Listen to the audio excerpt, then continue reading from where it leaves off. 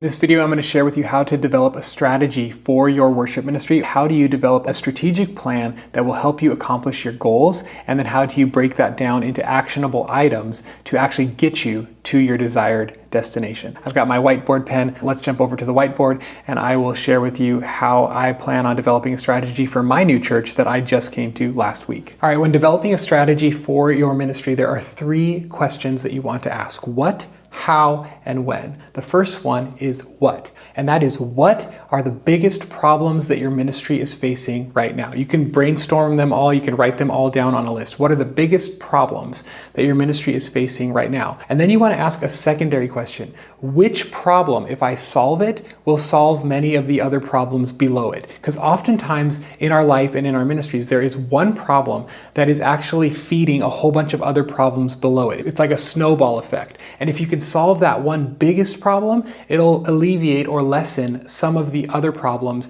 that are stemming from that big problem. So that's your first question, is what is the biggest problem that you're facing right now? Biggest problem or problems? And again, once you have a list, you want to ask the question, which one, if I solve one of them, which one will lessen or alleviate the rest of the problems that are stemming from that one source problem?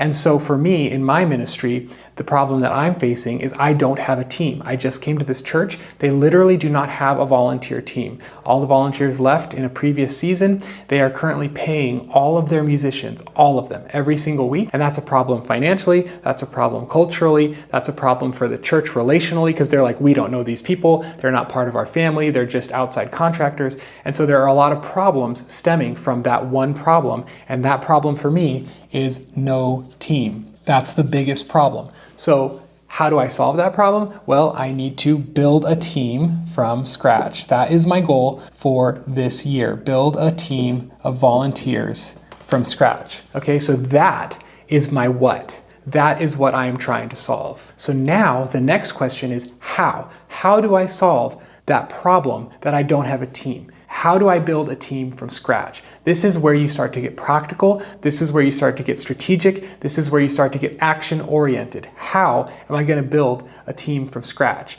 So there are a few things that I need to do to build a team. First, I need to find musicians. I need to find musicians in the church. Then the second thing is I need to train the musicians in the church. I need to train them musically, and I need to train them spiritually.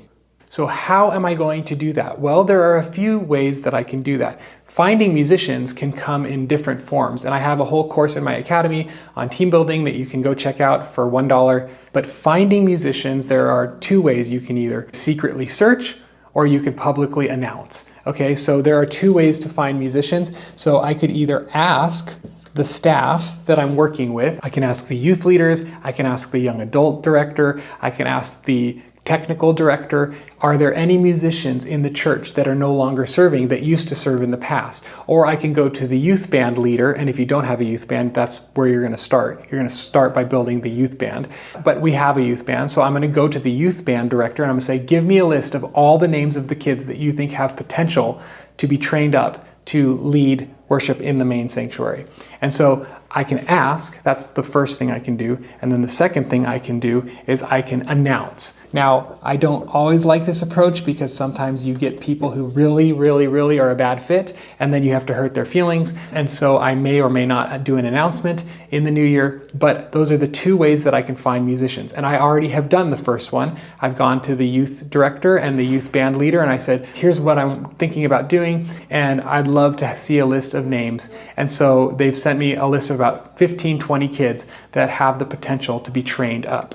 So that solves the finding part. Great. So we've found musicians, or we have a list of musicians, but they're probably not ready to replace professional musicians who are getting paid to play in our main sanctuary. So now the second how is I need to train them. I need to train them musically, and I need to train them spiritually. So how can I train these musicians that I found musically? Well, I could start leading the youth band.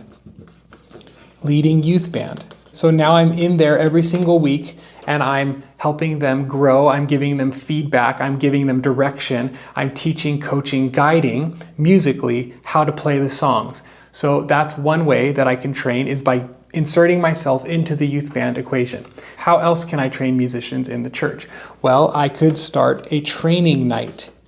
Maybe it's a weekly, we'll decide that in our last step, but a training night. And I can teach the musicians how to play the songs that the band is going to play on Sunday. So they might not actually play the songs on Sunday, but I'm going to show up on a night of the week and I'm going to train them how to play the songs. And it's going to be all about me coaching them to play the same songs that the band is going to play on Sunday. And then on Sunday, they can watch the band do it, who are professionals, and they can see, oh, that was much better than it sounded on our training night. So anyway, I can set up a night of training to train new musicians how to play the songs. So that's a second way that I can train them musically. The third way I can train them musically is workshops. We can do workshops to train specifics about how to approach the instruments, or how to approach leading a song, or how to approach background vocals. We can do workshops in order to train our team musically. So now we have our how for training musically. Spiritually, how can we train them? Well, I think we could do team devotions and maybe some sort of online prayer chain, or maybe online way of connecting with them spiritually. So now I've got my how figured out. But all of this does no good if it's not actually on the calendar and I'm not actually doing it. So this is when you want to think about when. This is the last question that you want to ask when building your ministry strategy. When? When do I do these things? And is there a way to combine these things to kill two birds with one stone, to achieve two things at the same time, to be very time efficient? Because I don't want to add a whole bunch of extra things onto my calendar. But what is the minimum that I can do to achieve the maximum result? And is there a way to double stack some of these things to accomplish two purposes in one setting? So that's how we're going to ask when. When do we do this? So for me, it would be on Wednesdays. We have youth band. I'm going to start showing up at 4 o'clock, and I'm going to do a team devo with them because we're going to do that spiritual training. And then I'm going to run the rehearsal and play with them. Rehearse and play on Wednesday nights. Okay, so that's taking a 3-hour block of my week, and it's investing it into training up musicians musically and spiritually. Then on Thursday night, if I do an announcement from the stage and I get some people interested in being on the team, I'm not going to audition them to be part of the team yet. I'm going to audition them to be part of our weekly training night. So this would be weekly on Thursday nights, and I'm going to be running the songs with them and practicing and coaching and guiding and telling them where they can grow, sending them home with homework, and then telling them to come back on Sunday and watch the professionals do it. Okay, so that's Thursday nights. So now I have 2 weekly events where I'm investing in developing a team. And at the Thursday nights, we're going to do team devos and we're going to do a rehearsal. And I'll probably record the rehearsal and I'll send that file to them to listen to and review how they sound so that they can keep practicing throughout the week. Now, what about workshops? When am I going to do workshops? Well, I could do workshops monthly or I could do quarterly. And what if I took the paid musicians and I said, hey, this week, we're paying you to come train our other musicians. We're paying you a little bit extra to come on a Saturday once a month and to spend a morning training our musicians, from our Spanish ministry to our young adults ministry to our youth ministry. We're going to gather all those people on a Saturday morning. We're going to have breakfast burritos for them, and we're going to pay our professional musicians. Now, I know this is not possible for every church because of budget size, but it's possible in our context. But can I utilize the paid musicians to develop some of our volunteer musicians in the church? And while we're all gathered, I give them some sort of spiritual thought. So I'm killing 2 birds with one stone. I've got the spiritual and the musical training happening in one instance. Now, where else can I be efficient with my time to develop people? What if on Sunday mornings in between services, I brought the youth band over and I ran a discipleship curriculum in between services with the youth band led by the paid musicians and me.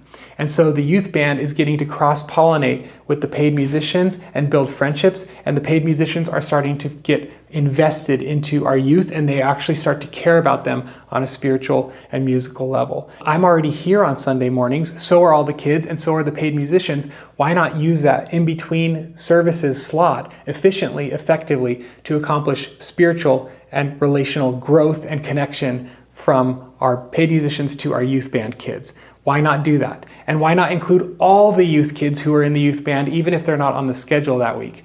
Let's just get all the youth kids together. Since we're already there, we might as well use that time purposefully, intentionally, and efficiently. And so you can see how asking these 3 questions, what is the biggest problem my ministry is facing right now? How do I solve it practically? And then when do I do those things? And how can I do those things as time efficiently and effectively as possible? If you ask these questions, you get the right answers. And then you can build a rhythm, a system, and a strategy for your ministry to solve your biggest problem. And I always like to say, if you do the right things in the right ways at the right times, you will get the right results. And that's how I build my life. That's how I build my ministry, is I try to do the right things in the right ways at the right times consistently, and it brings about the right results. It's math. It's 2 + 2 = 4. And so think about this for your own ministry. Do this exercise. It should take you no more than 45 minutes. If you want to, sit down with other people and do it together, and then you can develop a strategy that's going to improve your ministry. And for me, I have the goal of getting a fully volunteer team in place, including volunteer worship leaders,